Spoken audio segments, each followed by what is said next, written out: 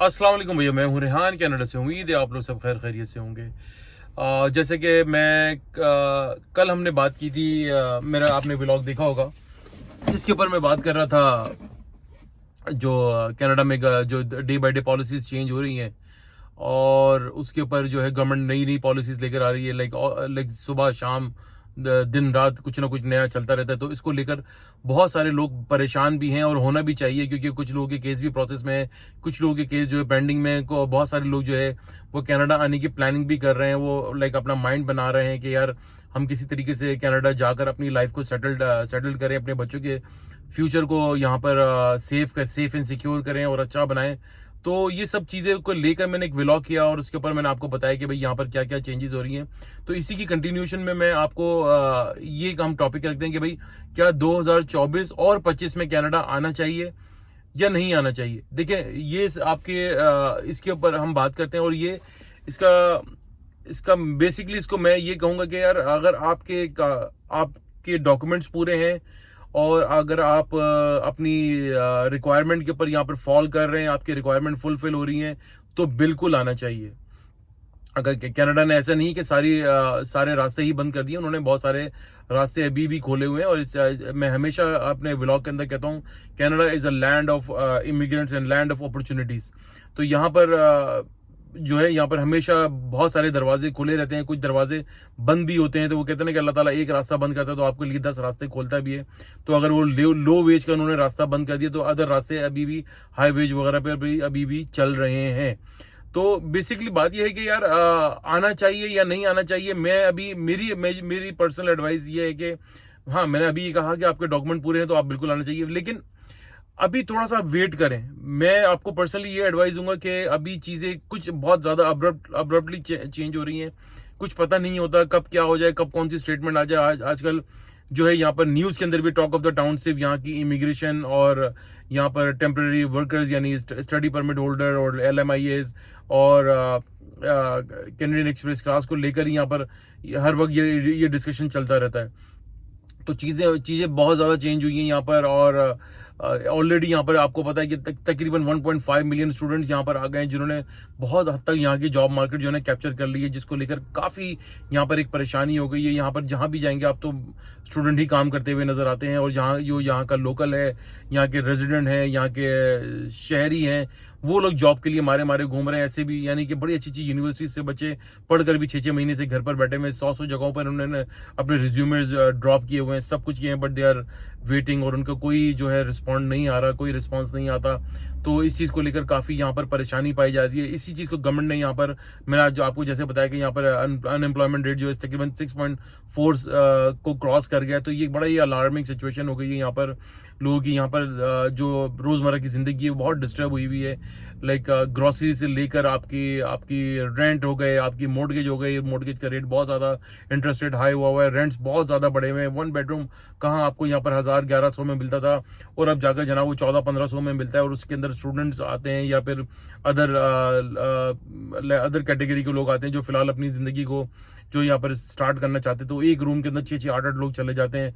तो एक unhygienic unhealthy activity भी है, जो कि सही नहीं होता बिल्कुल भी, क्योंकि उनको स्टूडेंट्स जो देखें जो आते हैं उनका पता है कि बहुत लिमिटेड बजट होता है। वो अपनी ठीक है सेमेस्टर फीस वगैरह जमा करा कर आ जाते हैं, लेकिन यहाँ आकर वो जॉब करते हैं, अपनी लाइक सेकंड सेमेस्टर की ट्यूशन फीस भी निकालने की कोशिश करते हैं और अपने एक्सपेंसेस भी निकालते हैं। यहाँ पर हर चीज़ बहुत ज़्यादा जो है, बहुत महंगाई जो वो कहते हैं कि आसमान को छू रही है।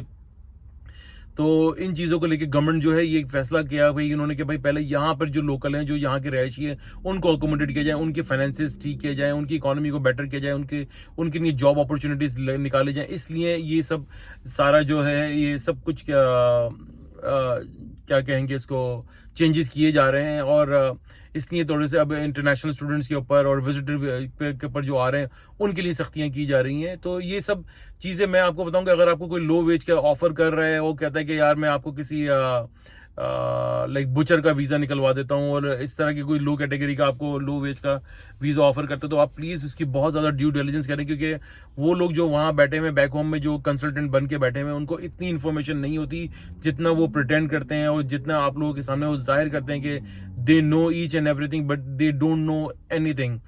तो ये सब चीज़ों का बहुत ध्यान रखें। आप बिला वजह के किसी फ्रॉडुलेंट एक्टिविटी में ना इन्वॉल्व हो जाएं। आपका हार्ड अर्न पैसा होता है, इतना मेहनत का पैसा होता है, आपका वो पैसा ज़ाया ना हो जाए।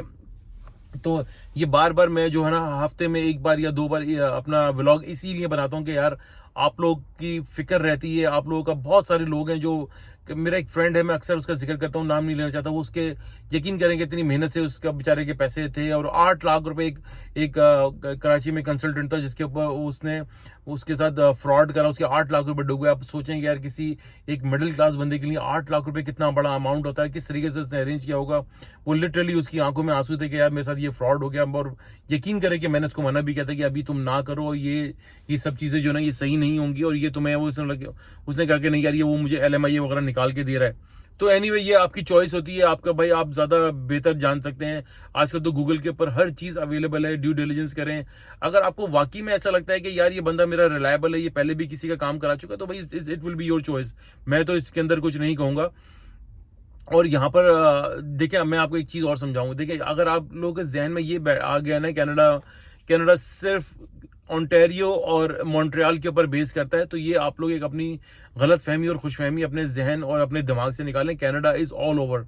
अगर आपको कनाडा के किसी भी कंट्री में, किसी भी टेरिटरी के अंदर जॉब अपॉर्चुनिटी मिलती है, आने का मौका मिलता है, तो आप जरूर उस प्रोविंस को ट्राई करें। ठीक है वहाँ सर्दी बहुत होती है, सर्दी तो यार यहाँ पे टोरंटो में भी बहुत होती है।